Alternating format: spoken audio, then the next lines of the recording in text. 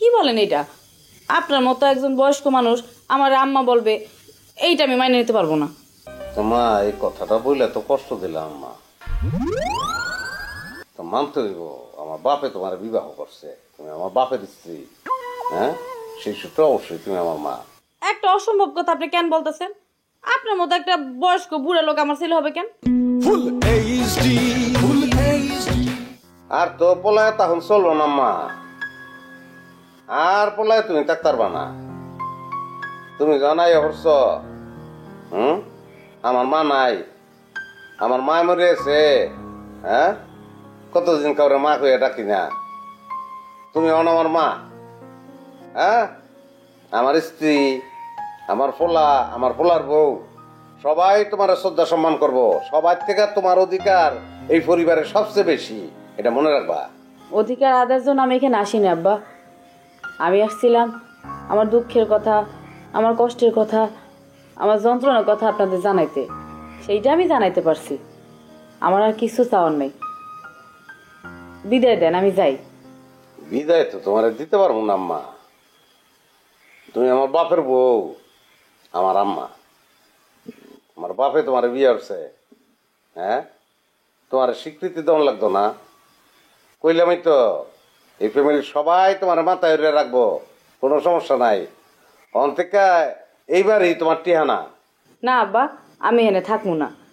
তিনি আমার কইছিলেন তার বিবাহ হয় নাই, বয়স হয়েছে, কিন্তু মনের মতো কারো পায় না দেখে বিয়ে করে নাই। আমারই নাকি তার প্রথম মনে ধরছিল। আমি বোকা বেকুবা ছিলাম, অল্প বয়সী মাইয়া, যা কইছে সেটাই বিশ্বাস করছি। আর বিশ্বাস করে কি ধরাটাই না খাইলাম। মনের মতন মানুষ পায় নাই দেখে বিবাহ করতে পারে নাই, এই কথা আমার আব্বা বলছিল। জি আব্বা জি, কতবার করে যে এই একটা কথা কইছে। আচ্ছা, এটা কত বছর আগের কথা?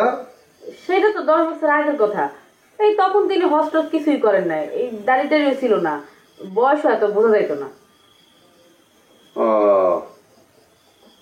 আচ্ছা, ঠিক আছে, তা আমি এত কথা কইতেছি কে রে? শোনো মা, ভুলটা তো আমার আব্বাই করে আলছে, আমরা মাইনে নিলেই তো হয়। তুমি ধরে নাও যে আমার বাপে আসলে আগে বিবাহ করে নাই, তুমি তার প্রথম স্ত্রী আর আমি তার পালিত পুত্র, এইটা মেনে নিলেই তো হয়। কি বলেন এটা? আপনার মতো একজন বয়স্ক মানুষ আমার আম্মা বলবে, এইটা আমি মাইনে নিতে পারবো না। তো মা, এই কথাটা বললে তো কষ্ট দিলাম মা। এইটা তো মানতে হইব, আমার বাপে তোমার বিবাহ করছে, তুমি আমার বাপের স্ত্রী। হ্যাঁ, সেই সূত্রে অবশ্যই তুমি আমার মা। আর আমার মা তো বাইসা নাই, আমি কতদিন মারে মা করে ডাকি না। যেহেতু আমার বাপে তোমার বিবাহ করছে, সেই সূত্রে কিন্তু তুমি আমার মা হয়ে গেছো আইনত। আর আমারও তোমার মা ডাকতে ইচ্ছা করতেছে, আমি তোমার মাই ডাকবো। আমার এই দাবিটা তোমার মান্য নিতে হইব আম্মা। একটা অসম্ভব কথা আপনি কেন বলতেছেন? আপনার মতো একটা বয়স্ক বুড়া লোক আমার ছেলে হবে কেন?